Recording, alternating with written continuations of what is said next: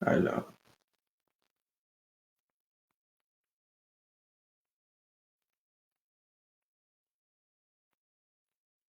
parfait.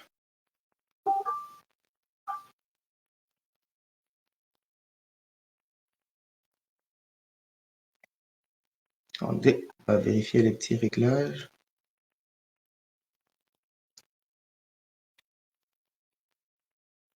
Bonjour à tous, est-ce que vous m'entendez?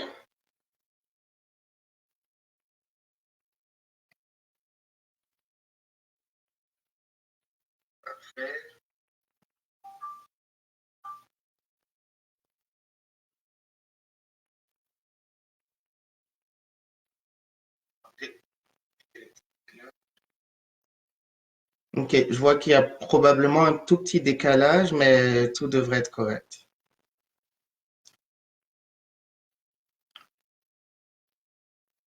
Parfait, est-ce que vous voyez bien mon écran? Est-ce que vous m'entendez bien? Tout est OK? On va peut-être attendre 2, 3 minutes qu'il y ait quelques personnes qui se rajoutent.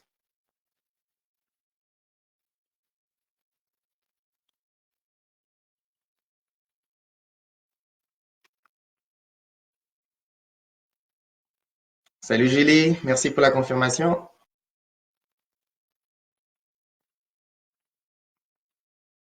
Ok, parfait.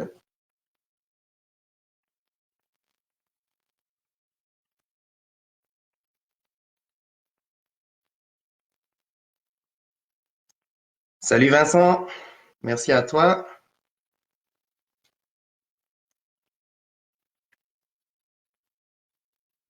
On va encore attendre un tout petit peu et on sera bon pour être lancé. Bonjour à tous, salut Sébastien.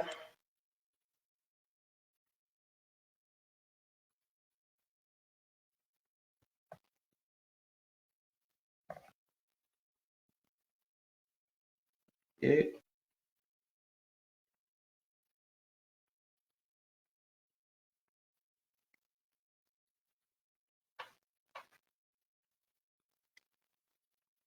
donc, il est 14 heures heure française, il est 8 heures du matin chez moi. Moi, je suis au Canada. Donc, j'imagine en plein après-midi, chacun doit avoir un petit programme, donc on sera pas forcément super nombreux. Oh, salut, salut Fabrice. Salut, salut. Ok.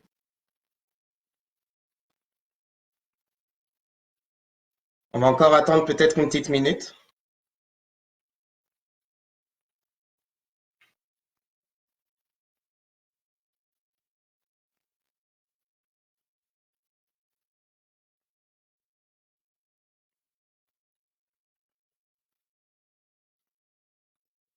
Salut Cyril. Bonjour à toi.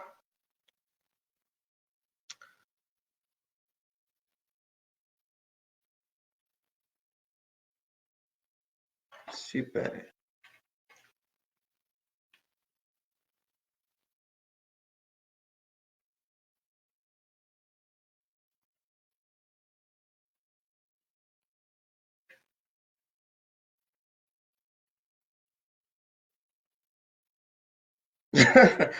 En France, tout le monde digère le repas du midi. Effectivement, j'avais pas pensé à ça. Heureusement que ce sera en replay, donc au moins tout le monde aura la chance de le revoir après.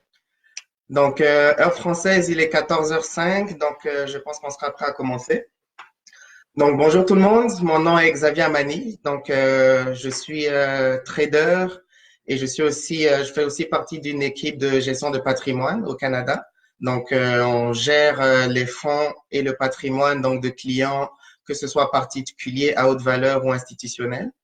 Et j'ai l'honneur aujourd'hui donc de vous animer cette masterclass mensuelle, donc la masterclass du mois d'août. Donc, mais moi, ce que j'aime, parce que je suis un peu à mon premier exercice aussi, moi, ce que j'aime, c'est que ce soit interactif. Donc, je vais pas juste déblayer toute ma présentation. Donc, si jamais vous avez des questions, si jamais vous avez des commentaires, n'hésitez pas. Je regarde souvent les commentaires aussi. Bonjour Isabelle. Bonjour et bon café, pas mal. Donc, ça, c'était pour la petite présentation. Donc, comme je disais, si jamais au cours de la présentation, vous avez des questions, n'hésitez pas. Et puis, je vais souvent vous demander aussi si tout va bien et si on peut passer à la suite. Donc, c'est fini pour la petite introduction. On va passer à la slide suivante. Donc, comme vous savez, aujourd'hui, on va vraiment parler de psychologie et de trading, donc de gestion du trade et de psychologie. C'est un peu le sujet de la masterclass. Donc, moi, ce que je voulais faire, c'était de faire quelque chose d'assez complet quand même. Donc, on va passer à travers différents volets. On va essayer de couvrir le maximum de choses. Donc, on va commencer par l'analyse de la tendance. Donc, on va parler de tout ce qui est indicateurs techniques, de systèmes de trading, les différents systèmes de trading qui peuvent exister, les approches d'analyse, parce que dans le groupe, on a vu qu'on avait deux approches préférentielles. Donc, on va passer à travers aussi. Les différents styles de trading, donc que ce soit swing trading, day trading ou scalping. Donc, on va passer à travers ça aussi.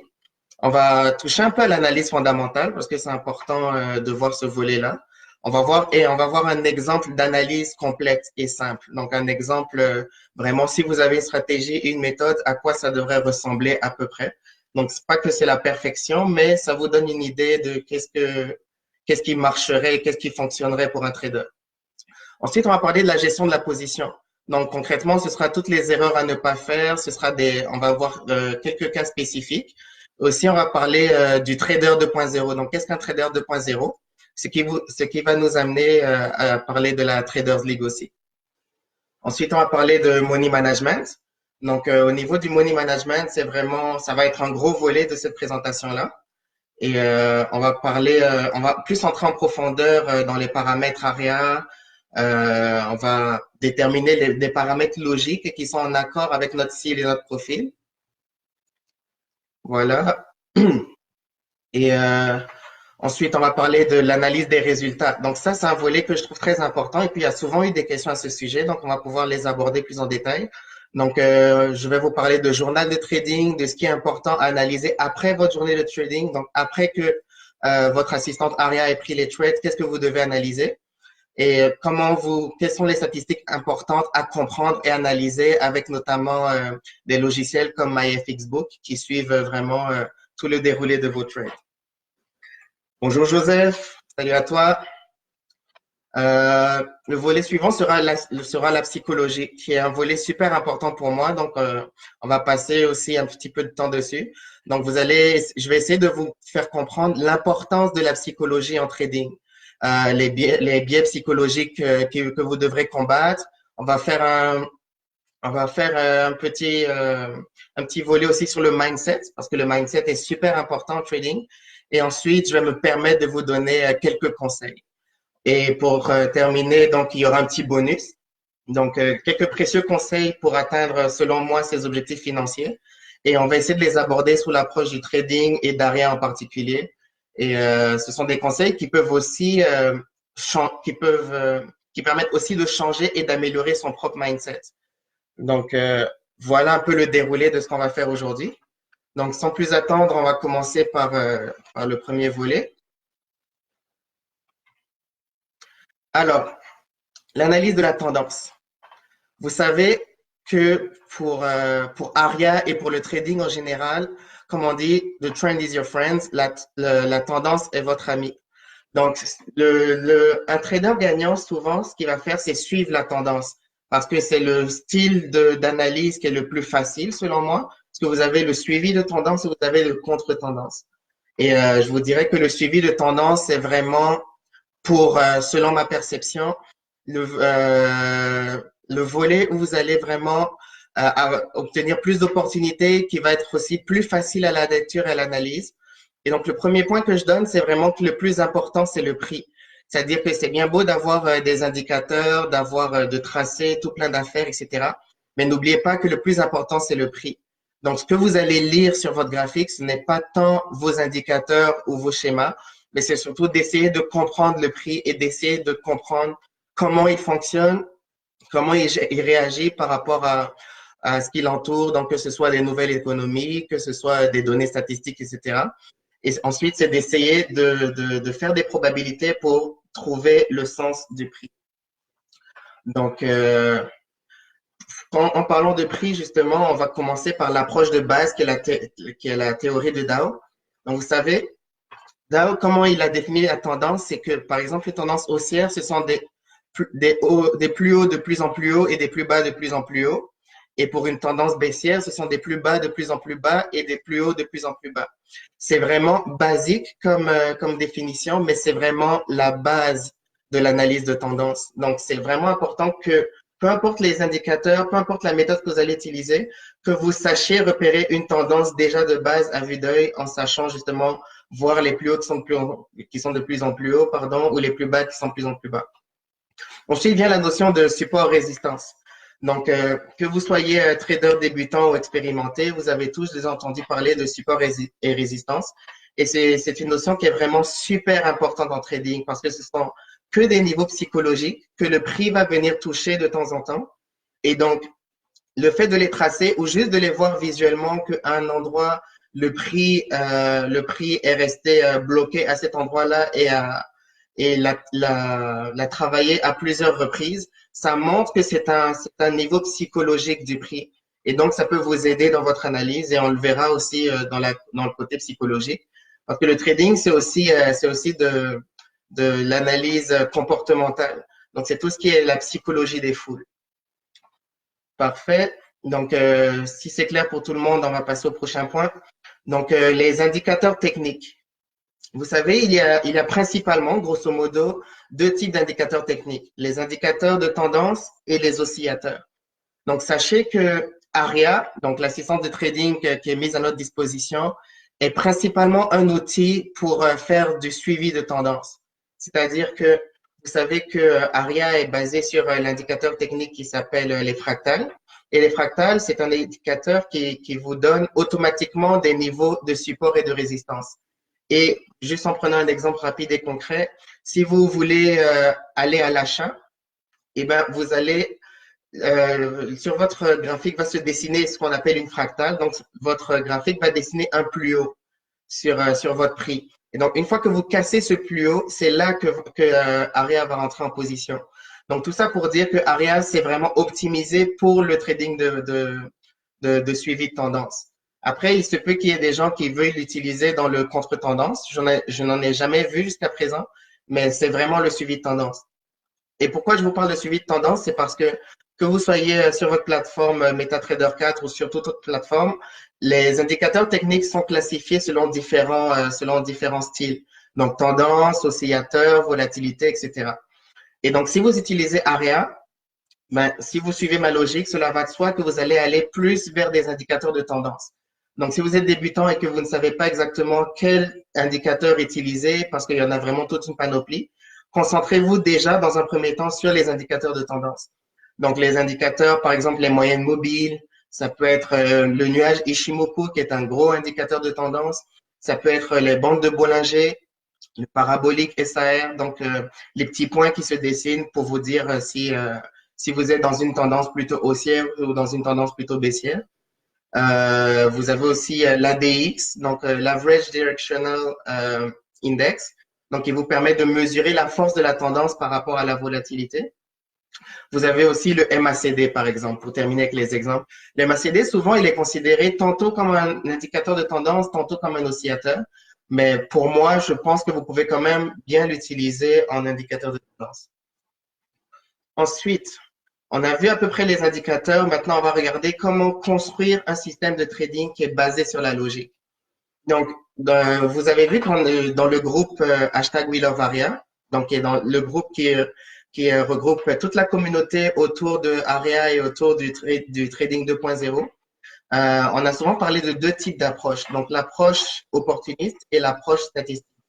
L'approche opportuniste est plus une approche où vous allez au jour le jour faire votre analyse, que vous allez définir des situations, définir des tendances, déterminer des situations où vous serez capable d'entrer en position. Et à ce niveau-là, vous allez complètement choisir vos paramètres, que ce soit de risque, de stop loss, de take profit, etc., qu'on reviendra un petit peu plus tard. Et donc, c'est à partir de ces paramètres-là que vous allez choisir si vous entrez en position ou pas. Ensuite, la deuxième approche, c'est l'approche statistique, qui a d'ailleurs pas mal de succès dans le groupe. Donc, l'approche statistique, c'est tout simplement de se définir une réelle tendance à long terme et ensuite de se dire que Que vous soyez sur du court terme, du moyen terme, en termes d'unité de temps, vous avez une tendance à long terme, donc une direction que vous avez définie. Vous allez choisir vos paramètres de risque et tous vos paramètres ARIA. Et ensuite, ARIA, ce qu'elle va faire, c'est qu'elle va toujours chercher des positions à l'achat si vous êtes à l'achat sur le long terme ou à la vente si vous êtes à la vente sur le long terme. Et ça ne va pas bouger. Donc, ce qui est bien avec cette approche, c'est que les mathématiques, selon moi, sont en votre faveur. Parce que le trading, c'est vraiment des probabilités. Et donc, si vous avez défini une tendance à long terme, statistiquement, vous devriez au minimum avoir 50% de chance d'être toujours dans le bon sens quand vous allez dans le sens de la tendance à long terme. Et ensuite, là où vous allez vraiment être gagnant, c'est plus dans le volet money management qu'on va aborder tantôt. Mais ce sera vraiment d'essayer d'établir un bon rendement risque ratio et ce genre de paramètres-là. Est-ce que c'est bon pour tout le monde? Parfait. Fait que là, on va passer au style de trading. Ah oui, et aussi, excusez-moi, j'avais un petit point, c'est ayez confiance en votre approche. C'est-à-dire que on voit souvent des traders, et moi j'en ai fait partie au début, qui vont essayer une approche pendant quelques jours, voire quelques semaines grand maximum. Soit ça va marcher et ils seront contents, ils vont continuer avec cette approche-là. Soit elle fonctionnera plus à cause d'une situation de marché, ils vont vouloir changer. Donc, essayer des nouveaux indicateurs, essayer des nouvelles stratégies. Sachez que c'est vraiment pas la chose à faire. Si vous avez réussi à établir une certaine logique, ayez confiance en votre approche et essayez de l'analyser sur du plus long terme, c'est-à-dire sur plusieurs mois. Vous allez voir à ce niveau-là que euh, statistiquement, si tous vos paramètres sont logiques, et j'insiste sur le mot logique, vous serez gagnant à long terme. Donc, ayez vraiment confiance en votre approche. Donc, parfait. Merci pour la confirmation. Donc, on va passer maintenant au style de trading. Donc, c'est important de connaître son style de trading donc, pour savoir comment déterminer la tendance. Je m'explique, c'est que selon votre style de trading, votre analyse va être différente, c'est-à-dire l'unité de temps que vous allez utiliser va être différente. Euh, les indications du marché que vous allez voir vont être différentes. Votre réactivité au marché va être plus ou moins différente. Donc, c'est important de connaître son style de trading pour savoir comment déterminer la tendance. Donc, parmi les styles de trading, vous avez le swing trading, donc qui est du trading où vous allez tenir vos positions sur plusieurs jours, voire sur plusieurs semaines et plus. Pardon. Vous avez le day trading, donc qui est vraiment du trading où vous allez ouvrir et fermer des positions dans la même journée. Donc, souvent, vous n'allez pas avoir de journées qui vont, euh, qui vont continuer sur d'autres journées. Excusez-moi, je me suis un peu perdu. Et enfin, vous avez le scalping. Le scalping, ce sont vraiment les positions qui sont à très court terme. Donc, c'est-à-dire des positions que vous allez garder quelques minutes, voire, mais ça, quelques minutes, une quinzaine de minutes, voire quelques heures grand maximum. Et donc, selon votre style de trading, vous allez définir la notion de long terme et donc la notion de tendance à long terme. Excusez-moi. Est-ce que c'est correct pour l'instant pour tout le monde?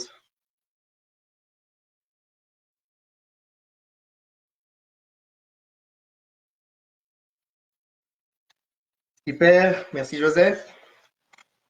Donc, là, on a vu à peu près les différents styles de trading et pourquoi je mets l'accent dessus, c'est parce que ça va vraiment définir votre notion de tendance à long terme.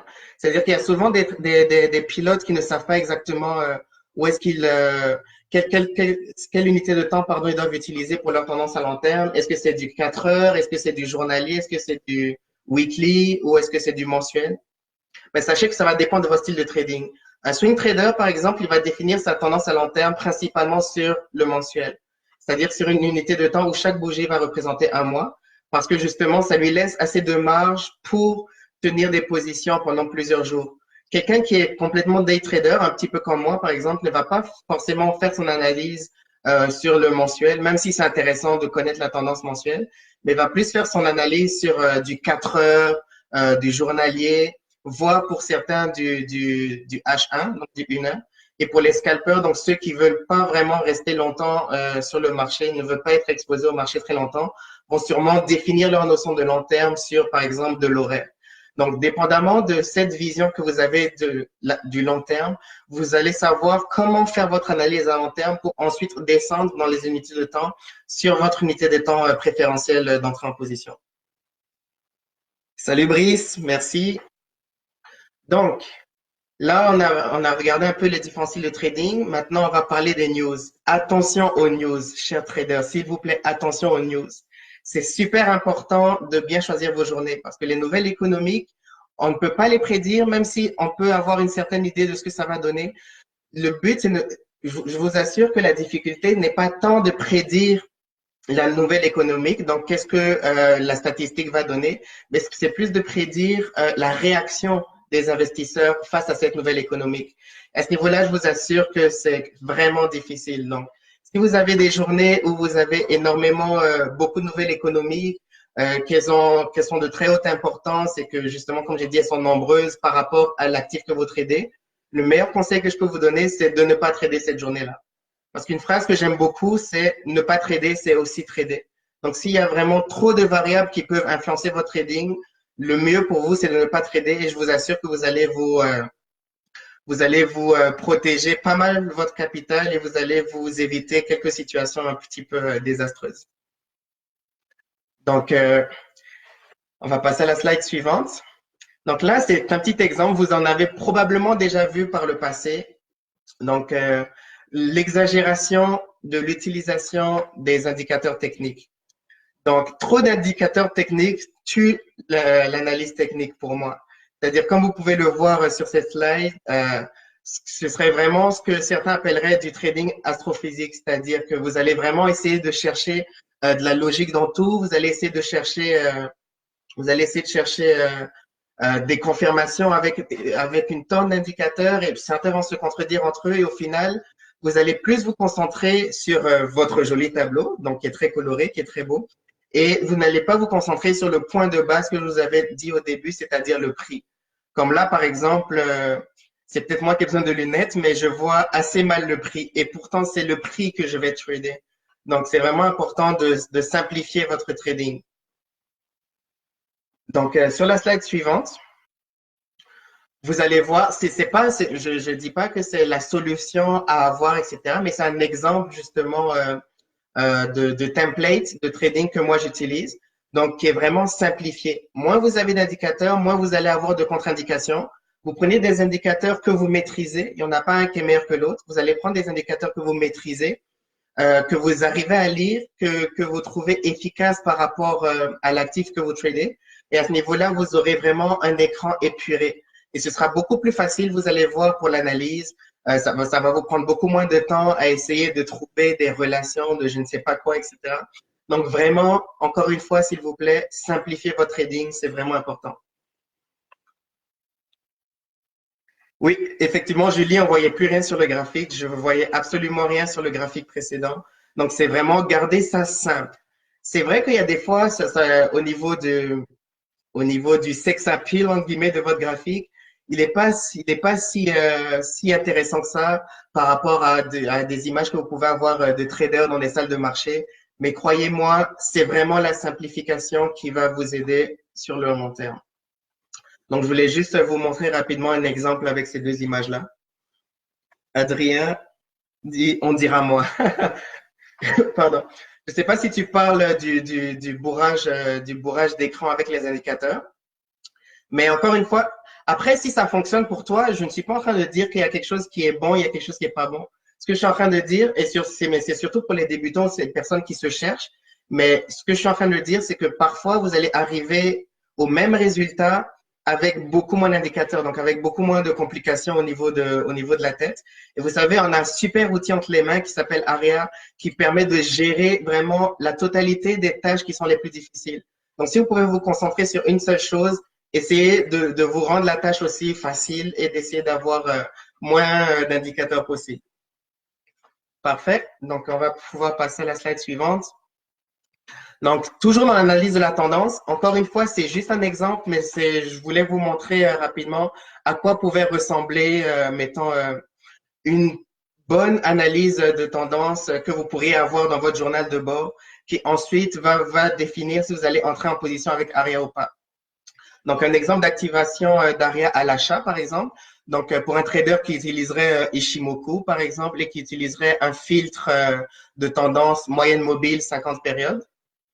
Donc, vos conditions, et vous devrez toutes les respecter, ce serait que le prix devrait être au-dessus du nuage Ishimoku, donc sur votre tendance à long terme, donc par exemple H4, mais aussi sur les différentes unités de temps en descendant sur votre unité de temps de trading, donc le H1, le M15.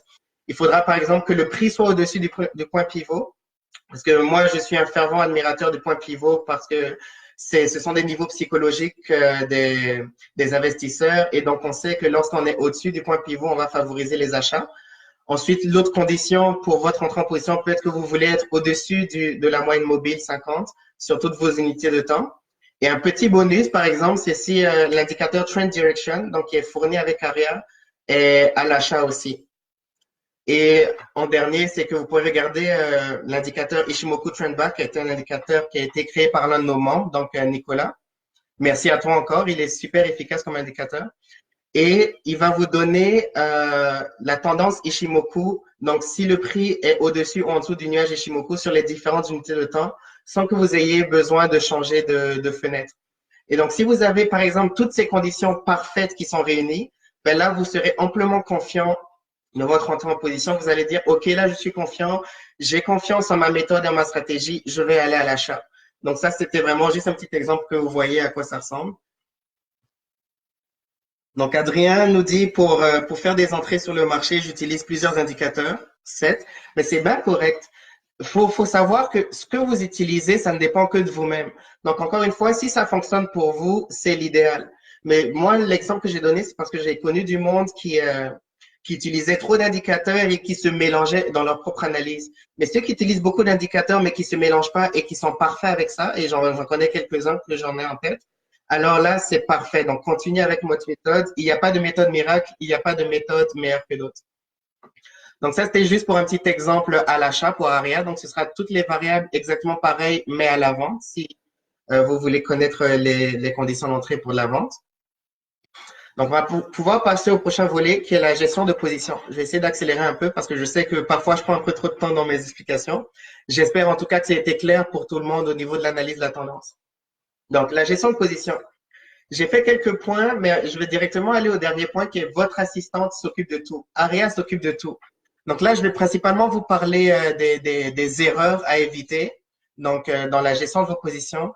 Mais sachez que techniquement, et encore une fois techniquement, parce qu'on est tous humains, donc ça nous arrive d'avoir quelques défaillances. Mais techniquement, on ne devrait même pas être confronté à ces erreurs-là parce que c'est Aria qui s'occupe de tout à ce niveau-là. Nous, tout ce qu'on a à faire, c'est le volet précédent, c'est-à-dire analyser la tendance. Donc, la première erreur à ne pas faire, c'est de rester devant ces écrans. Ne pas rester devant ces écrans, et on a eu beaucoup de témoignages à ce sujet-là, c'est vraiment le moment où vous allez avoir vos meilleures performances parce que vous allez éviter de faire de l'ingérence. Donc, l'ingérence, c'est quoi? C'est tout simplement que vous avez défini une méthode, une stratégie, que vous avez défini une tendance, tout est parfait. Mais le fait de rester devant vos écrans et de voir la volatilité, le prix bouger, là, vous allez commencer à avoir peur, vous allez commencer à vouloir changer des choses, alors que vous étiez confiant au début de votre analyse de base. Donc, moins vous allez devant vos écrans, moins vous allez risquer justement de faire de l'ingérence. Ensuite, ne pas changer de sens au cours de la journée. Ça, c'est un point très difficile et je vous avoue que même moi, je suis encore en train de travailler dessus parce que je ne suis pas parfait non plus. Mais lorsque vous avez défini un sens pour la journée, pour votre tendance, ou pour le mois ou quoi que ce soit, évitez de changer de sens durant la journée. Si vous avez programmé Aria à l'achat, il y a une raison. C'est parce que vous avez établi une stratégie, que vous allez établir, comme on l'a vu précédemment, différentes conditions pour dire que vous alliez être à l'achat. Donc, au cours de la journée, même si le prix est en train de baisser, ne changez pas de direction et ne programmez pas votre assistante à la vente parce que là, ce ne sera pas forcément basé sur de la logique comme précédemment. Ce sera vraiment basé sur vos émotions. Et ça, c'est vraiment le truc à éviter. Donc, et aussi, sachez que changer de sens au cours de la journée, ça peut marcher quelquefois et ça va vous donner raison quelquefois. Je vous avoue que moi, je l'ai déjà fait. C'est une erreur, mais je l'ai faite. Et ça m'a donné raison. Donc, j'étais content sur le moment. Mais j'arrive à prendre quand même ce recul de me dire qu'à long terme, je sais que ça va être contre-productif et que je vais être perdant à long terme. Donc, le but, c'est vraiment d'avoir confiance et de respecter la direction que vous avez choisie. Ensuite, ne pas déplacer manuellement ses stop loss et ses take profits. Alors ça, c'est super important parce que ça fausse complètement les statistiques. C'est-à-dire que c'est la même conclusion que précédemment, c'est-à-dire que il faut avoir confiance à ce que vous avez choisi et il ne faut pas bouger vos stop loss et vos take profits. Parce que si vous vous habituez à les déplacer manuellement, vous allez finir par succomber à vos émotions, comme je le disais, donc de plus en plus, lors de forts mouvements de marché. C'est pour ça que c'est important de ne pas du tout les déplacer. Et en plus, c'est super important pour votre éligibilité à la Traders League parce qu'on est des traders 2.0, on utilise le trading algorithmique pour justement supprimer les émotions. Si on commence à s'habituer à faire du trading manuel et à bouger ses stop loss ou ses take profits, à long terme, ce sera contre-productif, encore une fois, et ça va complètement fausser vos statistiques parce que vous ne saurez pas si c'est parce que votre analyse et parce que tous vos paramètres de gestion de risque étaient bons que vous avez gagné ou perdu votre trade, ou si c'est parce que justement vous avez fait de l'ingérence et que vous avez changé vos paramètres. D'accord? Et ensuite, le point suivant, c'est de ne pas couper manuellement de trade. Donc là, encore une fois, c'est en rapport avec votre éligibilité à la Traders League. Donc, rapidement, la Traders League, c'est quoi? C'est une compétition internationale de traders 2.0, donc de traders algorithmiques. Et cette compétition-là est lancée par l'équipe ARIA et ça vous permet justement aux meilleurs traders donc qui arrivent à être constants et qui arrivent à avoir de bonnes performances sur plusieurs mois d'être éligibles à cette Traders League-là.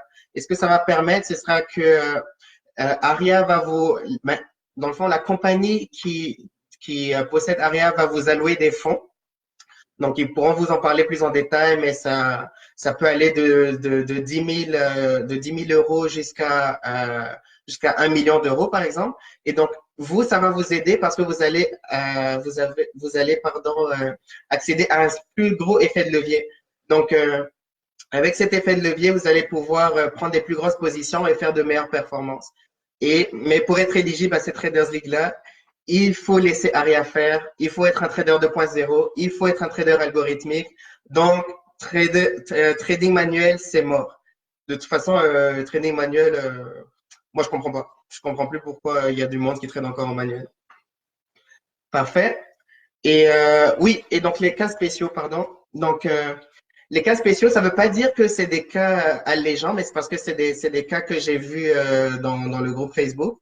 C'est que des fois, vous n'allez pas activer le paramètre Market Close, donc il va clôturer automatiquement votre position, toutes vos positions, pardon, 5 minutes avant la fermeture des marchés.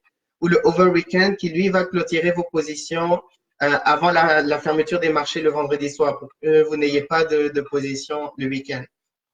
Et donc, si vous n'avez pas ces paramètres d'activer, effectivement, certains peuvent être tentés de les clôturer manuellement pour justement ne pas avoir à tenir des positions pendant la nuit ou pendant le week-end. Donc là, je vous dirais que, encore une fois, si vous pensez que vous allez vouloir fermer ces positions-là, activez ces paramètres, mettez-les sur True. Comme ça, vous n'aurez pas à le faire manuellement parce que le moins de manuel vous allez faire et le mieux ce sera pour vous, croyez-moi. Donc, est-ce que c'est bon pour tout le monde? Donc là, je vais me prendre une petite gorgée.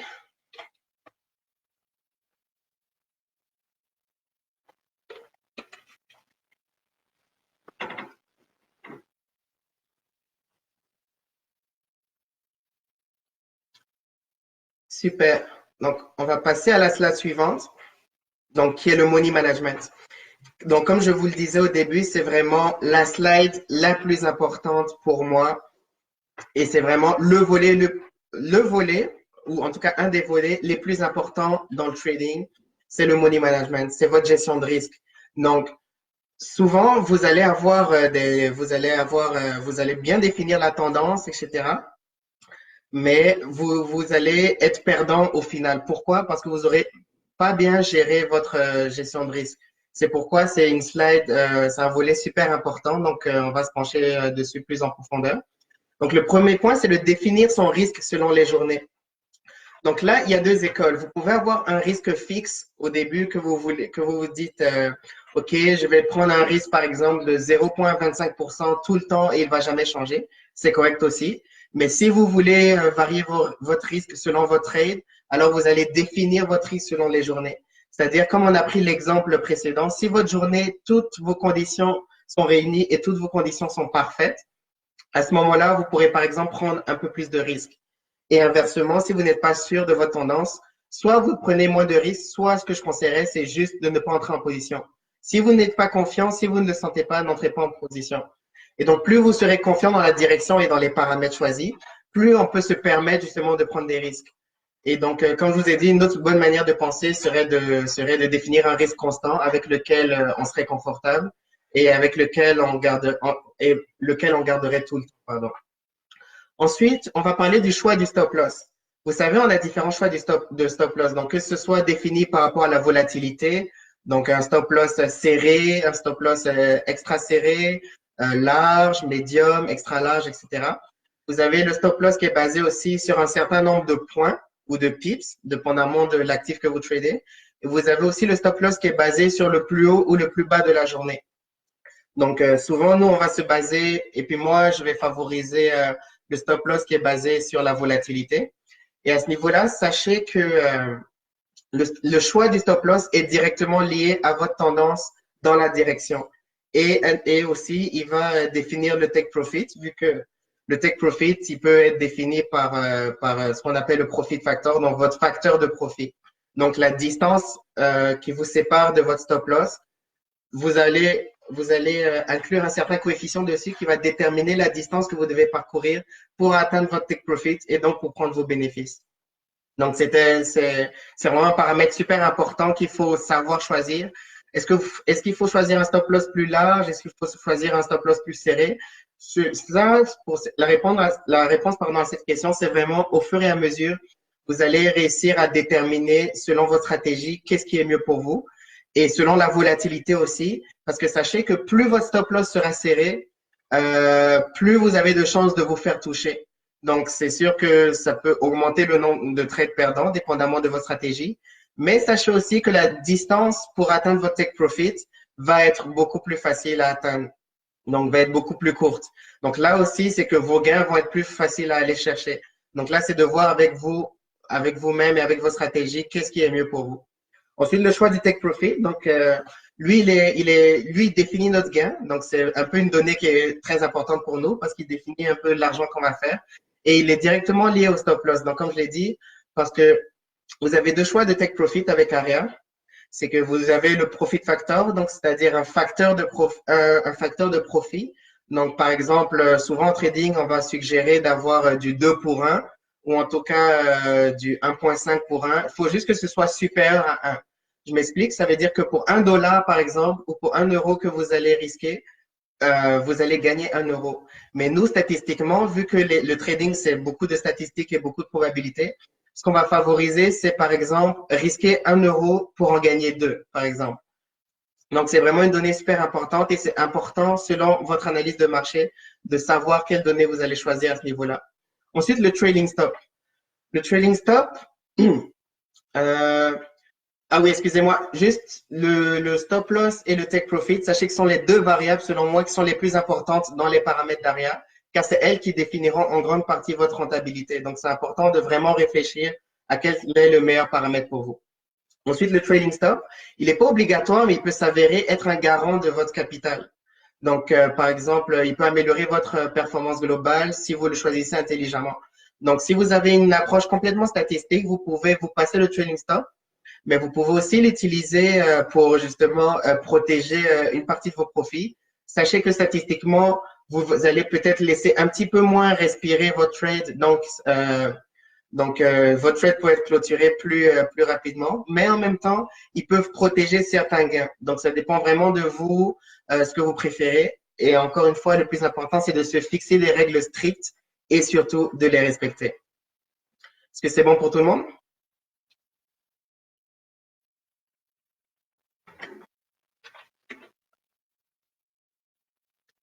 Et je vais accélérer un petit peu. Merci.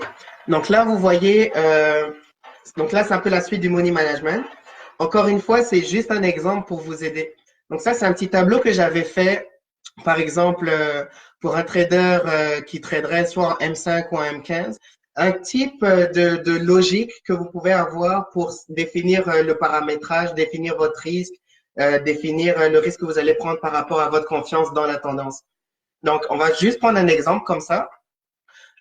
Si sur votre unité de temps, par exemple M15, vous êtes haussier et que vous êtes aussi haussier sur le H1, sur le H4, donc sur les unités de temps supérieures, donc vous êtes haussier sur toutes vos unités de temps d'analyse, alors on peut dire que la tendance est fortement marquée. Donc, pour quelqu'un qui se demanderait, qui aime varier son risque, qui se demanderait s'il devrait prendre plus ou moins de risques, ben c'est sûr qu'il pourrait y aller plus agressivement si toutes ces unités de temps convergent. Et inversement, si moins elles vont converger, par exemple, la première ligne du tableau, où vous êtes haussier sur votre unité de base, mais que vous êtes neutre sur les autres, alors là, la tendance est faiblement marquée. Donc, soit vous allez prendre un risque qui est moins élevé, donc vous pouvez être plus conservateur, ou vous pouvez aussi tout simplement ne pas trader. Et quand sur vos unités de temps, il n'y a aucune convergence et que tout se contredit, alors là, le mieux, c'est vraiment de ne pas trader. Parce que ça veut dire que il peut y avoir un retournement potentiel du cours, ou il peut y avoir une consolidation, ou est-ce que la tendance de fond est complètement en contradiction avec la tendance actuelle. Donc, c'est juste des petits outils qui peuvent vous aider à définir si vous allez si vous allez prendre plus de risques ou pas. Et ensuite, la petite formule à côté, c'est une formule qui est disponible dans les cours qui sont fournis directement avec ARIA. Et donc, c'est la petite formule à retenir pour déterminer la probabilité de réussir votre journée. Donc, si vous avez défini que, par exemple, vous vouliez 1% de gain par jour, admettons, ou en tout cas, quand vous avez lancé ARIA, vous avez fixé une limite de gain maximum à 1%. Et bien, cette formule va vous aider à savoir, selon le risque que vous allez prendre, combien de trades il va vous falloir pour atteindre cette performance-là. Donc, c'est très intéressant d'avoir cette formule parce que ça vous permettra de voir à peu près où est-ce que vous vous situez, pardon, à ce niveau-là. On va passer à la slide suivante. On va accélérer un peu. Donc, ça, c'était la partie money management. Maintenant, on va parler de l'analyse des résultats. Donc, l'analyse des résultats est super importante en trading. Donc, il ne suffit pas juste de regarder ses gains, ses pertes, qu'est-ce que Aria a fait, mais c'est aussi de se pencher en profondeur sur justement qu'est-ce qu'elle a fait et quels sont les paramètres que vous avez choisis. Donc, ça, c'est un tableau que j'ai un peu modifié à ma manière, mais c'est un tableau qui, à la base, a été proposé par Fabrice et par, je pense, je m'excuse si je me trompe, je ne sais plus si c'était Nicolas ou si c'était Sébastien. Dites-moi en commentaire si jamais je me trompe. Mais vous aviez deux super traders dans notre groupe qui ont proposé ce tableau-là, qui vous permettent justement d'avoir un journal de trading et de suivre toutes vos performances. Et donc, moi, je l'ai un peu modifié à ma manière pour avoir les données que moi, je voulais suivre. Vous pouvez le modifier selon les données que vous voulez regarder. Donc, moi, je regarde le moment auquel Aria est entré, donc au niveau de la date, donc l'actif, la direction que j'ai choisie, le nom de la stratégie pour pouvoir me retrouver plus tard, savoir ce gain, cette perte a été causée parce que j'ai utilisé cette stratégie-là. Donc, au moins, ça me permet de me repérer. Ensuite, les principaux paramètres que je vais regarder, c'est le risque par trade, le time frame sur lequel j'ai investi, le risque rendement, le stop loss, si j'ai utilisé un trailing mode ou non, et si oui, c'était lequel et c'était quoi ces paramètres. Le level filter, qui est un autre filtre de tendance à au même prix que le trend filter. Donc, c'est de savoir est-ce que j'ai utilisé des filtres de tendance, si oui, lesquels. Ensuite, les gains ou les pertes que j'ai fait dans la journée par rapport à mon capital, le rendement que j'ai fait, la clôture du trade, est-ce qu'elle s'est faite sur le take profit, est-ce qu'elle s'est faite sur le stop loss, est-ce qu'elle s'est faite par le trading stop, etc. Et ensuite, à la fin, vous avez des remarques. Donc, des remarques qui vont vous permettre dans le futur, lorsque vous allez analyser à nouveau vos trades, de savoir qu'est-ce qui s'est passé, qu'est-ce que vous avez remarqué. Donc, de toute façon, vous aurez cette présentation en replay et puis je pourrais aussi vous la fournir dans le groupe, le PowerPoint. Donc, ça vous permettra vraiment d'avoir accès à toutes ces données-là. C'est bon? Ensuite, la suite de l'analyse des résultats, ça, c'est un autre tableau que j'avais créé, que j'utilise plus trop, mais qui peut en aider certains si jamais vous voulez vraiment analyser vos fins de journée plus en détail. Donc, encore une fois, c'est de savoir l'actif tradé, le nombre de trades gagnants ou perdants, le profit total ou la perte totale que vous avez fait, le sens que vous avez choisi. Est-ce que c'était le bon sens, le mauvais sens? Est-ce que les paramètres et le risque étaient adaptés à la journée, à votre journée de trading? Ensuite, est-ce qu'il y a eu, est-ce que la tendance au cours de la journée a été bonne ou est-ce qu'elle a changé? Est-ce qu'il y a eu des éléments externes qui ont impacté votre trade positivement ou négativement? Donc, que ce soit des nouvelles économiques, que ce soit des tweets de du très cher président américain. Donc, ça vous permet, avec ce tableau, de voir à peu près où est-ce que vous vous situez. Euh, j'ai une petite question de Sébastien. Peut-on retrouver les mêmes informations sur MyFacebook? Alors là, il parle des informations qui étaient dans le tableau. Euh, Pas exactement, j'y viendrai un peu plus tard, mais les informations qui sont dans MyFacebook sont un peu différentes des informations que je vous ai présentées dans ce tableau. Ce tableau, lui, il est vraiment basé sur ARIA et ses paramètres. Donc, parce que moi, je sais, les stratégies que j'utilise sont complètement basées sur ARIA. Et donc, moi, ce que je voulais, c'était d'avoir un tableau qui me permettait de suivre ces paramètres-là. MyFacebook, ce logiciel, ce qu'il va faire, c'est que il va suivre vos données statistiques par rapport à d'autres paramètres, mais j'y viendrai un peu plus tard, ne t'inquiète pas, Sébastien. On va accélérer. Donc, la prochaine slide, c'est l'analyse des résultats justement au niveau des statistiques. Donc, la question tombait à pic. Donc là, on va pouvoir parler des différentes statistiques. Ces statistiques-là sont données justement dans MyFacebook et elles sont super importantes pour la lecture et pour l'analyse après coup. Donc, on va passer en revue rapidement. Donc, le drawdown, pour ceux qui se demandent qu'est-ce que c'est que le drawdown ou le maximum drawdown. Donc, on parle généralement de drawdown ou de max drawdown pour juger la qualité du trading et de la gestion de risque. Donc, en effet, par exemple, une forte performance sur un compte de trading ne signifie pas pour autant que la stratégie ou la méthode de trading appliquée est réellement rentable et sans risque. Donc, plus simplement, le drawdown, pardon, il va mesurer la perte et donc le risque d'une stratégie de trading. Et donc, le drawdown maximal sur une période donnée, ça va correspondre à la perte maximale enregistrée par une stratégie de trading sur cette période-là. Donc, le drawdown maximum, par exemple, d'une position ou d'un trade, il va correspondre à la perte latente, donc maximale enregistrée durant toute la durée de portée. Donc, c'est-à-dire pendant toute la durée de votre trade, il va regarder quelle est la perte maximale latente. Donc, pas que vous avez enregistré, mais la perte maximale potentielle que vous aviez atteint. Et ça va permettre de mesurer vraiment le risque de votre trade. Donc, le trader, par exemple, il aurait laissé porter son trade en perte pour finalement le couper en gain. Donc, le drawdown va permettre de mesurer le risque par trade. Donc, c'est quand même une donnée assez intéressante et importante à avoir. Et donc, ce drawdown-là, je peux vous donner 4 conseils pour l'améliorer. Donc, pour améliorer votre drawdown, vous pouvez, par exemple, réduire votre risque par trade. Donc, si vous avez un drawdown vraiment élevé, ça veut dire que peut-être que vous prenez trop de risques par position. Le deuxième conseil, ce serait d'être plus discipliné dans votre trading. Donc, de vraiment respecter votre méthode, de respecter votre stratégie et de suivre vraiment ce que vous avez fixé. Parce que moins vous avez le changer, moins vous avez de risque de faire de l'ingérence et donc d'augmenter votre drawdown. Ensuite, le troisième conseil, c'est d'avoir confiance, encore une fois. Je sais que je me répète, mais c'est super important.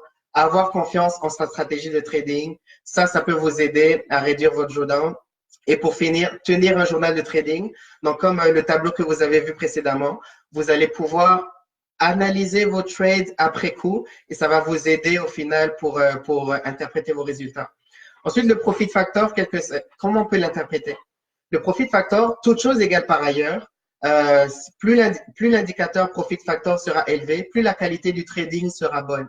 Donc, en effet, le profit factor, il correspond à la somme de vos gains divisé par la somme de vos pertes. Et sur une période donnée, bien sûr. Donc, bien que les performances passées ne présagent pas forcément des performances à venir, sachez que le profit factor permet d'estimer le profit réalisé par unité de risque. Donc, un système de trading rentable, pardon, techniquement, il aura un profit factor supérieur à 1. Et je vous dirais qu'à partir de 2, donc si dans MyFacebook, vous avez un profit factor supérieur à 2, dites-vous que vous êtes un excellent trader et que vous faites de très bonnes analyses et que le risque que vous prenez par trade est vraiment minime par rapport à ce que vous gagnez. D'accord? Ensuite, le Sharpe ratio, le ratio de Sharpe. Donc ça, c'est un ratio qui mesure l'écart de rentabilité d'un portefeuille par rapport au taux de rendement d'un placement sans risque. Donc pour faire simple, c'est un indicateur de rentabilité par rapport au risque que vous allez prendre. Donc si le ratio est négatif, donc vous pouvez le voir dans MyFacebook.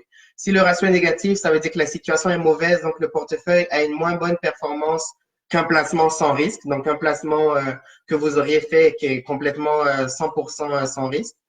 Si le ratio est compris entre 0 et 1, ça veut dire que le surrendement du portefeuille par rapport au placement sans risque se fait pour une prise de risque trop élevée. C'est-à-dire que oui, vous allez avoir une meilleure performance qu'un placement sans risque, mais à quel prix? C'est-à-dire que vous allez quand même prendre un peu trop de risques par rapport au rendement que vous faites.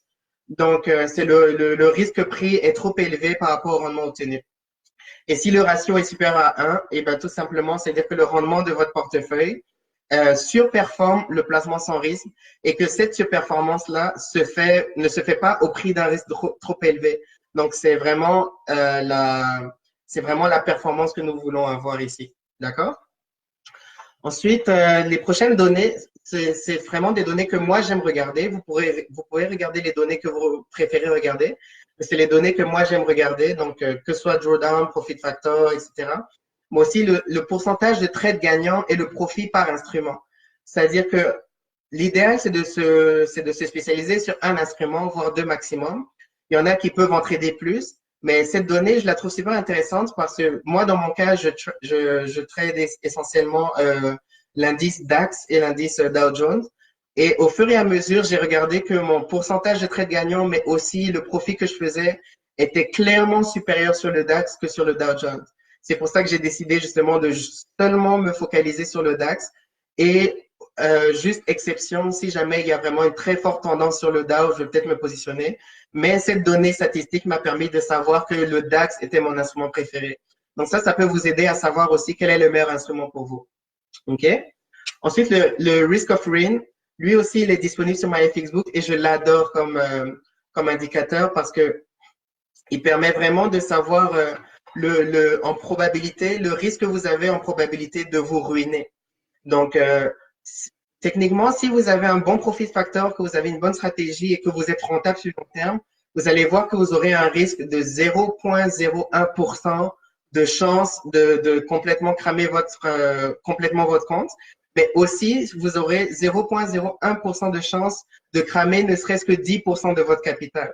Et ça, c'est vraiment la performance qu'on veut avoir. Donc, si vous avez un risque ratio qui est, par exemple, de 1,5 ou en tout cas qui est supérieur à 1, le risque de vous ruiner, entre guillemets, va être beaucoup plus faible et c'est la performance que nous voulons atteindre. Et enfin, ce que je regarde comme statistique aussi, c'est les achats gagnants versus les ventes gagnantes en pourcentage parce que ça me permet de voir statistiquement est-ce que je gagne plus souvent lorsque je suis à l'achat ou est-ce que je gagne plus souvent lorsque je suis à la vente. Et ça peut m'aider à définir une stratégie ou à définir une condition. Par exemple, je peux me dire, OK, je suis vraiment, vraiment plus gagnant sur les positions acheteuses, fait que toutes mes positions futures ne seront que acheteuses. Ça peut être une logique à avoir. OK, on va passer à la slide suivante, la psychologie. Et je vais accélérer un peu parce que je parle beaucoup. Donc, la psychologie, c'est vraiment un volet super important au même titre que le money management, voire plus. Donc là, je commence directement en vous disant que la rentabilité d'un trader dépend à 80% de l'aspect psychologique. Donc, peu importe la qualité de l'analyse, la qualité de la stratégie que vous allez avoir, c'est vraiment l'aspect psychologique qui sera important. Et pour moi, le trading, c'est un jeu de probabilité. C'est pas une science exacte, c'est pas de la magie non plus, c'est juste un jeu de probabilité. Nous, ce qu'on veut, c'est de mettre toutes les probabilités de notre côté. Mettons, si je faisais la comparaison avec le casino. Le casino, vous savez que le casino est toujours gagnant à long terme parce qu'il arrive à avoir un certain edge, c'est-à-dire avoir un certain avantage statistique sur les joueurs, ce qui font qu'à long terme, même si quelques joueurs peuvent gagner, au final, c'est le casino qui reste gagnant. Et ben pour moi, le trading, c'est exactement la même chose. Sauf que pour moi, moi, en tant que trader, je veux être le casino. Donc, je veux mettre les statistiques de mon côté pour être gagnant à long terme. Et pour ça, c'est avec les indicateurs techniques, c'est avec l'analyse de la tendance et c'est avec une bonne gestion de risque et une excellente psychologie. Donc, c'est pour ça que c'est important de comprendre et d'optimiser son ratio rendement-risque. Parce que le casino, justement, il sait que pour $1 qu'il perd, ben, j'ai pas exactement les chiffres exacts, mais il sait que, par exemple, s'il perd 0,47% du temps, ben, il sait qu'il va gagner 0,53% du temps, par exemple. 0,52%. Donc, c'est de toujours avoir un avantage par rapport au marché. Ensuite, les pertes, faut prendre conscience que les pertes font partie intégrante du métier de trader. Moi, personnellement, je déteste perdre. Et vous me direz, il y a personne qui n'aime perdre. Donc, c'est excessivement difficile. Je dis pas que c'est facile, mais c'est très difficile d'accepter ces pertes. Mais pourtant, ça fait partie du métier. Une fois que vous prenez conscience que ça fait partie du métier, vous allez essayer justement d'accepter votre perte, d'aller de l'avant et de ne pas remettre en question toute votre stratégie juste parce que vous avez eu des pertes. D'accord? Ensuite, il y a quelques biais psychologiques que vous devrez combattre, que vous serez amené à combattre. Donc, l'appât du gain, c'est-à-dire que vous voulez gagner toujours plus et vous n'arrivez pas à thésauriser, comme on dit, c'est-à-dire à prendre vos gains et puis à vous arrêter là. Et l'appât du gain, si vous êtes trop gourmand, au final, ça peut se retrouver contre vous et vous allez perdre une partie de vos gains. Moi, ça m'est arrivé assez souvent pour vous faire part justement de cette expérience et de ce biais psychologique qu'il faut vraiment combattre. Il y a aussi la peur, donc la peur de perdre de l'argent. Parce que vous savez, on est très sentimental tous au niveau de l'argent, parce que ça reste quand même un sujet important dans nos vies. Donc, c'est sûr que si vous perdez, si vous avez peur de perdre de l'argent, ben vous allez hésiter à appuyer sur le bouton pour lancer Aria. Pourtant, vous avez confiance en votre stratégie. Donc, c'est vraiment un biais psychologique à combattre. Il y a aussi la vengeance ou le trade revenge. Ça, c'est quand justement vous avez perdu un trade et que vous n'allez pas vous baser sur de la logique forcément pour rentrer à nouveau en position. Vous allez juste vous dire, ah mince, j'ai perdu de l'argent, j'ai envie de le récupérer. Donc, je regarde vite fait la volatilité, le mouvement du prix, et puis hop, j'appuie sur le bouton sans réelle analyse. Ça, vous allez le voir, et malheureusement, vous allez le souffrir en l'apprenant, mais vous allez le voir. C'est quelque chose à ne pas faire, mais c'est en apprenant et en faisant ces erreurs-là que vous allez réussir à combattre ce biais psychologique.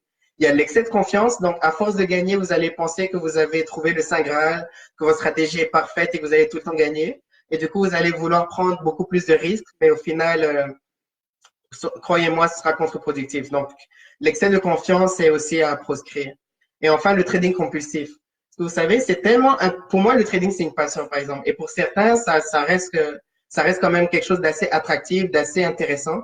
Donc, faut savoir se contrôler et ne pas juste trader pour trader. Faut trader parce que vous avez une stratégie et parce que vous avez des paramètres qui vous permettent d'atteindre vos objectifs. Il ne faut pas trader juste parce que c'est intéressant et puis parce que vous avez envie d'avoir votre dose d'adrénaline, pardon.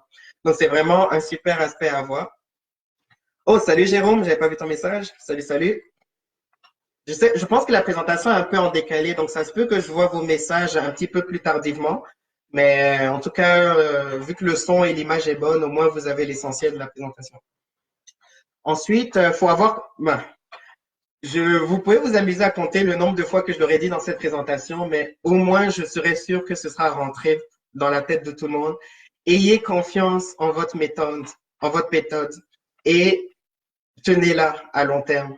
C'est-à-dire que c'est vraiment en gardant la même méthodologie à long terme que vous allez pouvoir voir à quel point elle est rentable et que vous allez pouvoir vous focaliser sur elle. Moi, je suis quelqu'un, je sais que j'aime avoir des résultats rapides. Donc, j'ai ce défaut-là.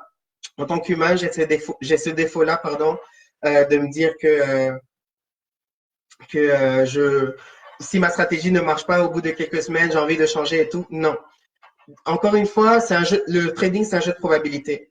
Votre analyse est basée sur des mathématiques, sur des statistiques et surtout sur de la logique. Tant que c'est logique, sachez que vous avez au minimum 50% de chances de gagner ou pas. Vous avez, avec votre money management qu'on a vu tout à l'heure, les statistiques de votre côté, on est un risque ratio toujours supérieur à 1. Donc, ayez confiance et gardez votre stratégie sur le long terme. Et enfin, trader avec le bon mindset. le mindset, et on en parlait, il y a Damien dans le groupe qui posait la question aussi au niveau du mindset. C'est super important d'avoir un bon mindset, c'est-à-dire, par exemple, ne tradez pas si, je donne des exemples comme ça au hasard, mais ne tradez pas si vous avez passé une sale journée et que vous êtes en colère, vous êtes mis en colère avec votre meilleur ami ou quelque chose comme ça. Si vous avez consommé de l'alcool ou autre, vraiment ayez le bon mindset. Restez frais, restez au top dans votre tête et surtout restez optimiste, restez joyeux, ayez de la joie et tout. C'est vraiment un message positif que je vous donne. Mais ça, croyez-moi, ça va vraiment beaucoup jouer sur vos performances. Et pour finir, je vais vous donner quelques petits conseils rapides. On approche de la fin par rapport à la psychologie. Donc, le passage du démo au réel est une étape super importante.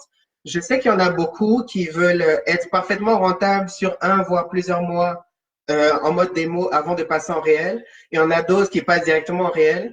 J'ai pas envie de vous dire qu'il y en a un qui est meilleur que l'autre. J'ai pas envie de vous dire qu'il y a une solution parfaite. Sachez juste que c'est important à un moment de sauter dans le bain et de passer en réel. Moi, je sais, et même avant quand je tradais en manuel, ça a été le cas. Et maintenant que je trade juste avec Aria, c'est aussi le cas. C'est que je n'ai jamais attendu d'être rentable en démo pour passer en réel. Je dis pas que c'est ça qu'il faut faire, mais ça, c'est juste moi ce qui fonctionne pour moi. Ce que j'attends de voir en démo, c'est de voir un peu mon approche, comment je réagis par rapport aux gains et pertes.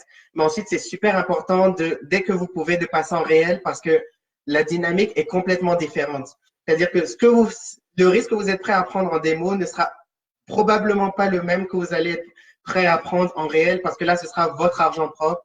Donc, tout l'aspect psychologique, comme je dis, qui est super important en trading, vous allez le découvrir en passant en mode réel. Donc, c'est sûr que l'idéal, c'est d'être rentable en démo et tout. Mais s'il y en a parmi vous qui vous posez la question, est-ce que je dois passer maintenant en réel ou pas? Honnêtement, oui. Quitte à commencer avec un petit capital, commencez avec un capital que vous êtes psychologiquement prêt à perdre. Et voyez comment vous réagissez à ces gains, à ces pertes par rapport à vos journées de trading. Et croyez-moi, vous allez en sortir beaucoup plus grand. Ensuite, l'autre conseil que je peux vous donner, c'est de ne pas chercher la perfection. Donc ça vient avec le passage de démon réel. Ne cherchez pas la perfection. Les pertes font partie du jeu. Donc, vous pouvez avoir une stratégie vraiment incroyable, mais dès que vous allez avoir une ou quelques pertes, vous allez vous dire, ah non, finalement, c'est pas la bonne. Il faut que je trouve quelque chose d'encore plus parfait. Non, ça n'existe pas. Sincèrement, ça n'existe pas. Donc, vraiment, essayez, de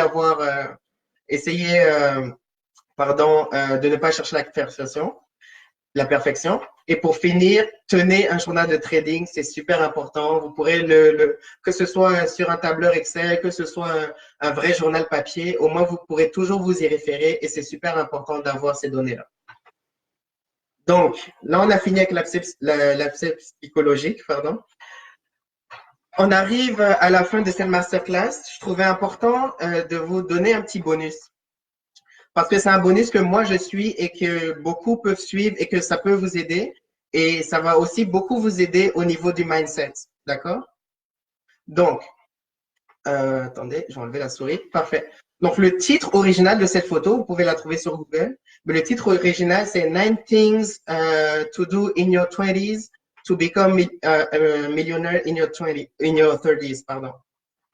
Ça veut dire que en français, c'est 9 choses que vous devriez faire dans votre vingtaine pour devenir millionnaire à 30 ans, ou en tout cas dans la trentaine.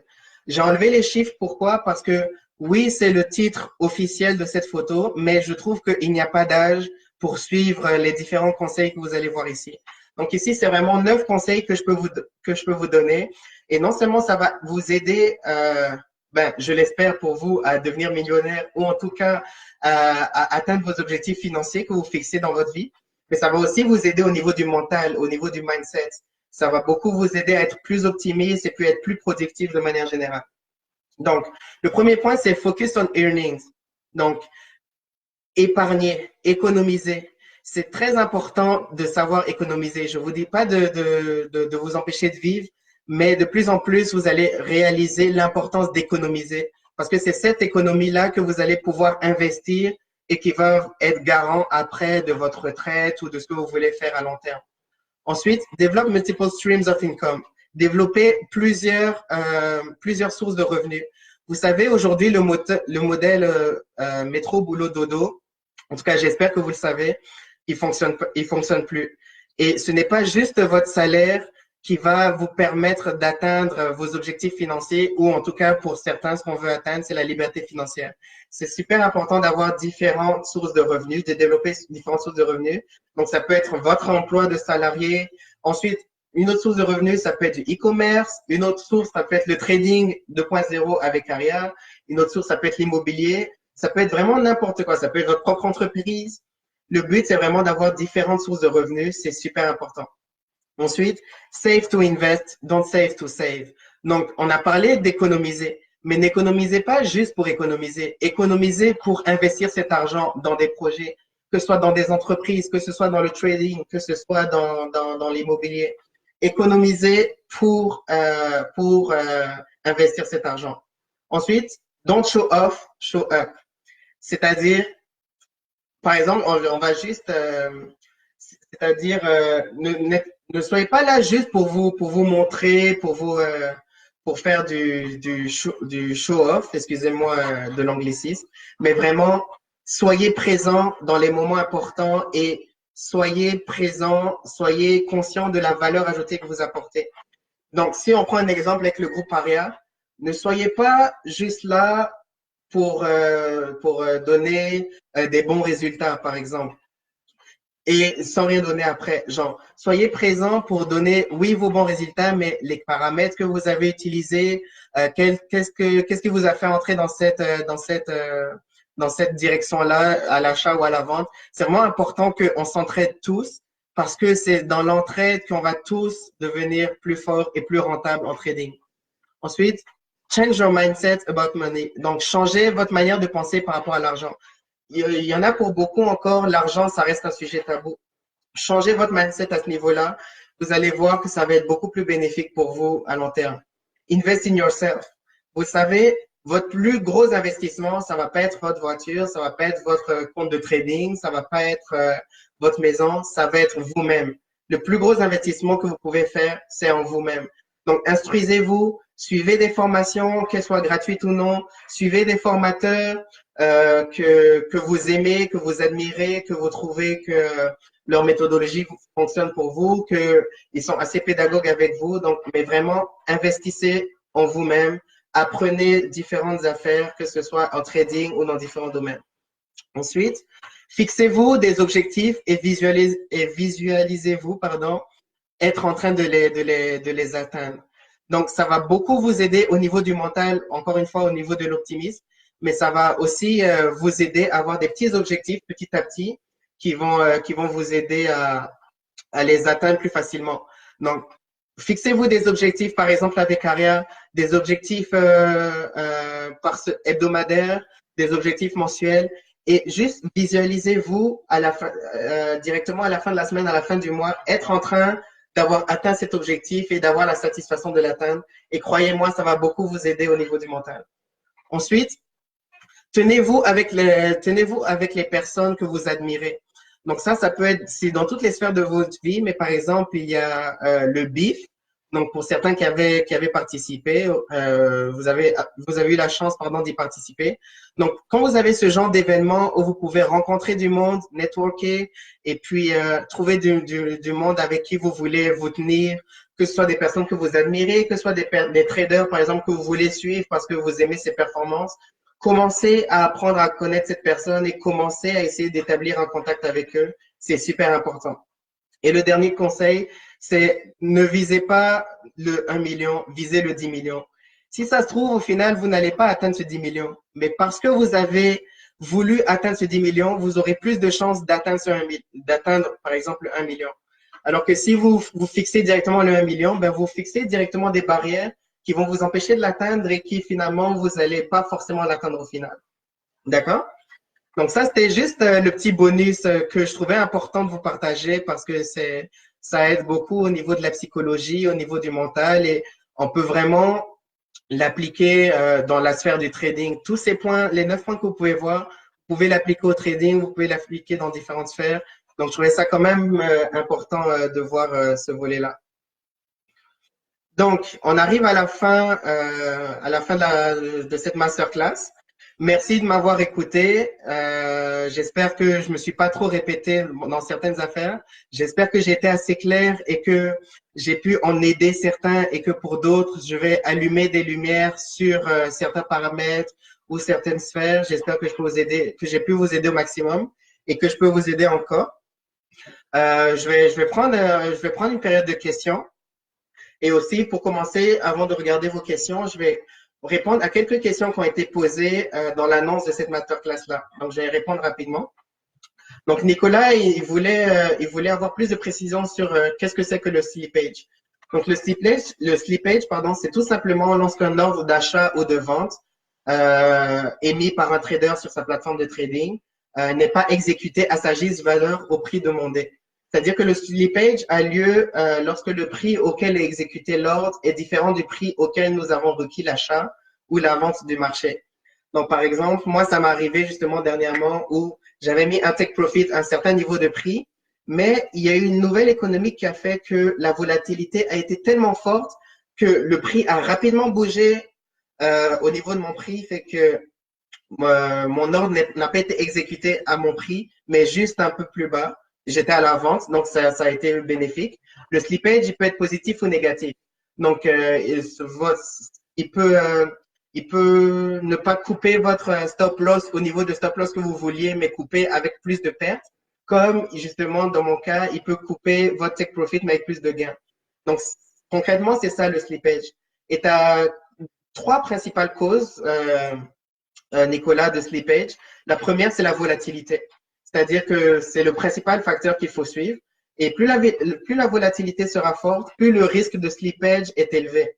Parce que la vitesse d'exécution de la plateforme de trading peut ne pas pouvoir suivre la vitesse du mouvement de prix qui est causé par cette volatilité-là. D'accord? Ensuite, la deuxième cause, comme je l'ai dit, c'est les annonces économiques, qui est directement liée à la volatilité, parce que avec des annonces plus ou moins importantes, ben, vous aurez plus ou moins de volatilité. Et le dernier facteur de slippage, ce sont les gaps. Donc, un gap, c'est un écart de cours entre un moment d'ouverture et un moment de clôture. Et ces gaps-là vont créer aussi du slippage. Ensuite, il y a Yves qui nous a posé la question, qui voulait comprendre le concept de surexposition et il voulait savoir quel était, par exemple, le dépôt minimal à avoir pour éviter la surexposition. Et ensuite, il avait d'autres questions, donc on va y revenir. Donc, la surexposition, de manière vraiment simple, parce que ça peut devenir compliqué quand on parle de valeur nominale, d'effet de levier, etc. Je vais essayer de garder ça le plus simple possible. Donc, la surexposition, ça correspond au fait que l'effet de levier est trop important. C'est-à-dire que, par exemple, un trader va prendre de trop grosses positions, pardon, par rapport au capital disponible. Et donc, chaque broker, chaque courtier est différent et propose des tailles de volume minimales qui sont différentes selon les instruments. Parce que chaque instrument aussi a un volume minimal qu'il accepte de fournir à son trader. Et donc, je te dirais, Yves, que ce serait mieux de demander directement au courtier, en faisant une simulation avec lui, avec le capital souhaité sur ton compte, et en lui disant l'actif que tu trades et le risque que tu veux prendre. Et lui, il sera capable de te dire exactement le dépôt minimal que tu devrais prendre pour éviter la surexposition. Mais de base, je sais qu'il faut un plus gros capital par expérience. Il faut un plus gros capital pour le DAX, pour trader le DAX que pour trader le Dow Jones. Et par exemple, je pense qu'avec un minimum de $1000 ou 1000 euros de dépôt sur ton compte, normalement, tu es correct pour le Dow Jones, mais il te faudra quand même beaucoup plus pour ne pas être surexposé sur le DAX. Mais je ne connais pas le montant exact, malheureusement. Donc, si tu veux connaître le dépôt minimal, je t'invite à appeler directement ton courtier. Ils sont très réactifs. Je l'ai fait pour ma part aussi. Et ça te permet d'avoir directement un montant qui est dans ta situation par rapport au capital que tu as mis. OK? Et ensuite, dans ton poste, tu avais aussi d'autres questions. Tu voulais avoir des conseils pour mieux réduire et gérer les pertes.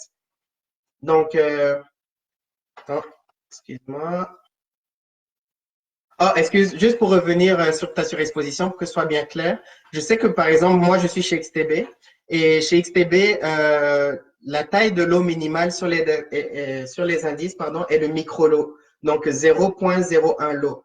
Et donc, si Aria calcule son risque par trade et que la taille du lot pour la position est inférieure à la taille minimale acceptée par ton courtier, c'est sûr que tu seras surexposé. Donc, si on prend un exemple, la taille du lot par rapport à la taille de ton capital, techniquement, elle est de 0,005. Mais vu que la taille minimum chez XTB est de 0,01, mais ça fait que Aria sera obligé de prendre une taille de lot de 0,01. Donc, si tu pensais que tu prenais un risque de 0,25%, eh bien, en réalité, tu prendras un risque de 0,5. Donc, concrètement, pour faire simple, c'est ça la surexposition. Ensuite, pour les conseils pour mieux réduire et gérer les pertes, ça, les conseils, je t'invite vraiment à revenir. C'est en prenant en compte ta question que j'ai créé aussi, que j'ai bâti aussi cette présentation. Mais je t'invite à retourner lorsqu'on parlait de l'analyse des trades de la journée et du journal de trading.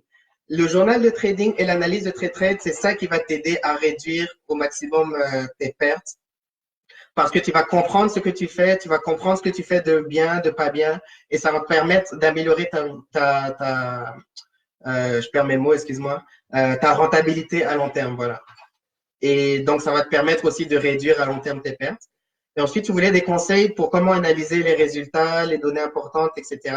Donc, ça, encore une fois, je te réfère à ces mêmes tableaux, mais je te réfère aussi au tableau, je pourrais y retourner, les données statistiques qui sont données par MyFacebook. Donc ça, ce sont les données que j'ai expliquées, que tu pourras voir en replay et que je pourrais réexpliquer en plus s'il y a il y a des données que tu n'as pas compris. Mais c'est vraiment ces données-là qui vont t'aider à analyser tes résultats et puis à améliorer ta rentabilité à long terme. D'accord? Donc, j'espère que ça répond quand même assez à ta question. Et ensuite, on avait Damien pour terminer qui voulait parler de mindset en trading. Donc, encore une fois, le mindset, j'ai accéléré pour pas que ce soit trop long. Mais encore une fois, c'est par rapport à la slide, que ce soit la slide bonus qui va beaucoup vous aider au niveau du mindset, mais aussi c'est tout l'aspect psychologique.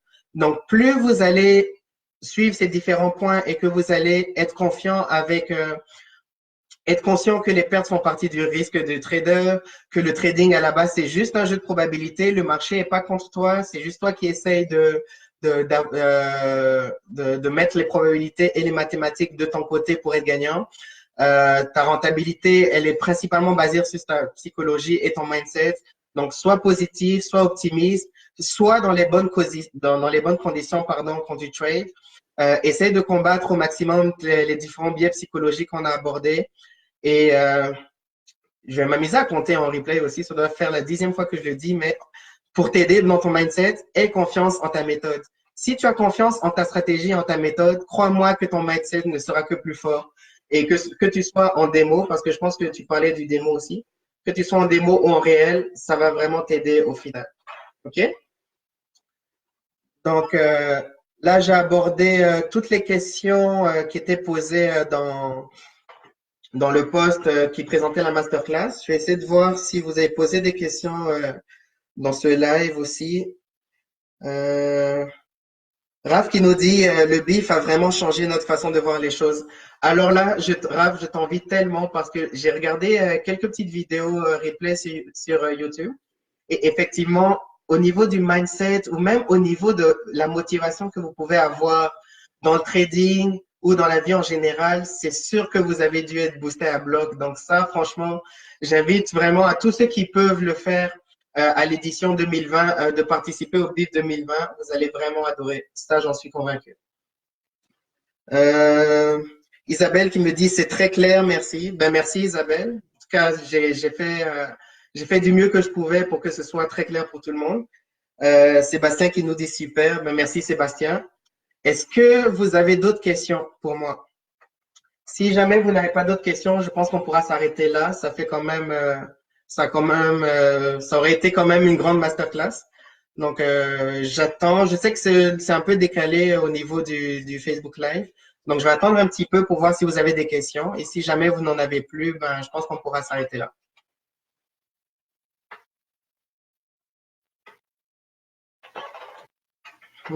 Ça donne soif tout ça? Pardon.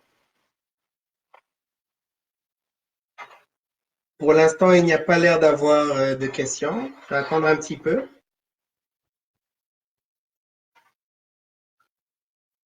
En fait, si jamais il n'y a pas de questions, ben, je le prendrai bien parce que ça voudra dire que ça aurait été assez clair et que j'aurais pu apporter toutes les réponses à vos interrogations. Donc, on va attendre un petit peu encore.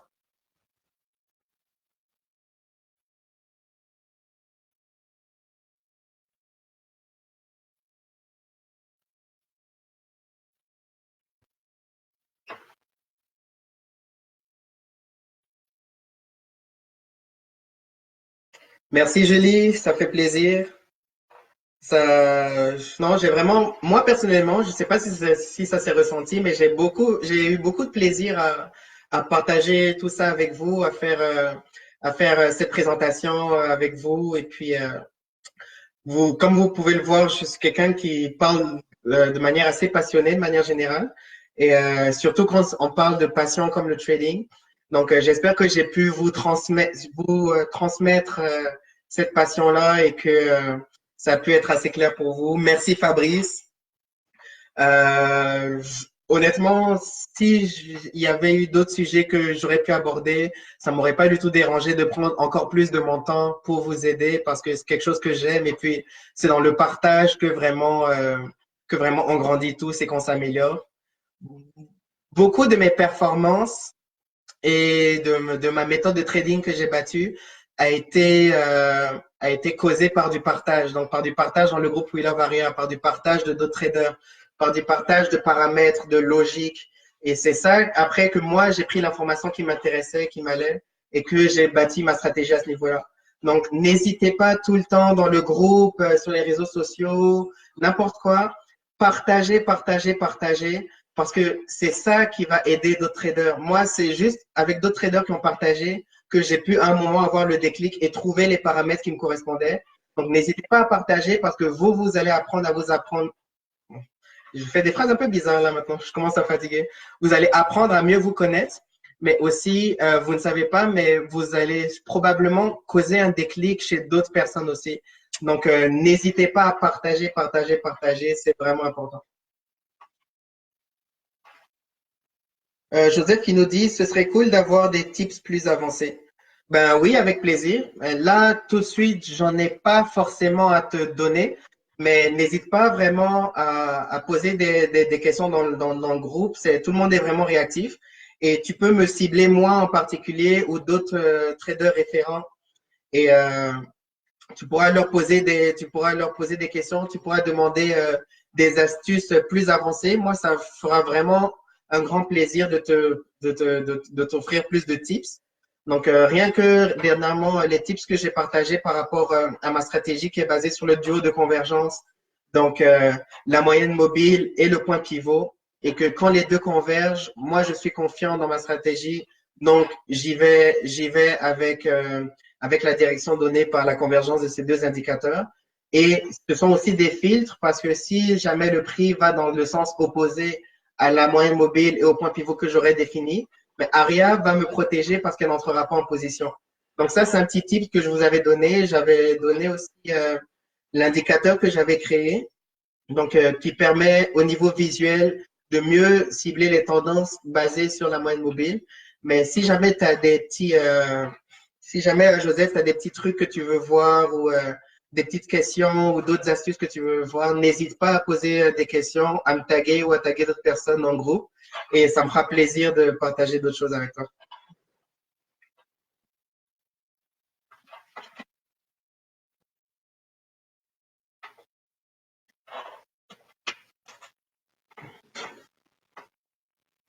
Bon, je pense qu'il n'y a pas d'autres questions. Donc, on va pouvoir arrêter là. Encore une fois, je pense que c'est un petit peu en décalé. Donc, si jamais je vois des questions apparaître une fois que j'ai arrêté cette masterclass, je pourrais vous répondre en commentaire. Ne vous inquiétez pas. Sébastien qui nous dit oui, je l'utilise MM plus point pivot. Mais super. En tout cas, j'espère que ça marche pour toi. Si ça peut donner des idées, si ça a pu donner des idées à certaines personnes, franchement, moi, ça me fait plaisir. C'est vraiment tout ce qui compte.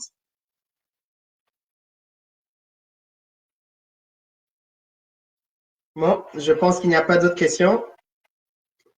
Donc, pour conclure, merci encore pour votre temps, pour ceux qui étaient là toute la durée du live. Et puis pour tous ceux qui vont le regarder en rediffusion, ben, j'espère que il va pouvoir vous aider, qu'il va pouvoir apporter les réponses à toutes vos interrogations. Et encore une fois, pour tous, n'hésitez pas, pour tous ceux qui ne font pas encore partie, rentrez dans le groupe hashtag We Love Aria. C'est un groupe Facebook où toute la communauté autour d'Aria est réunie.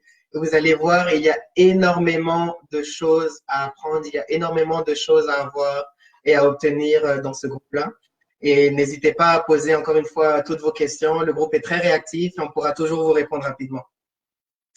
Parfait. Ben, sur ce, c'est la fin de cette masterclass. Merci d'avoir pris le temps de m'écouter.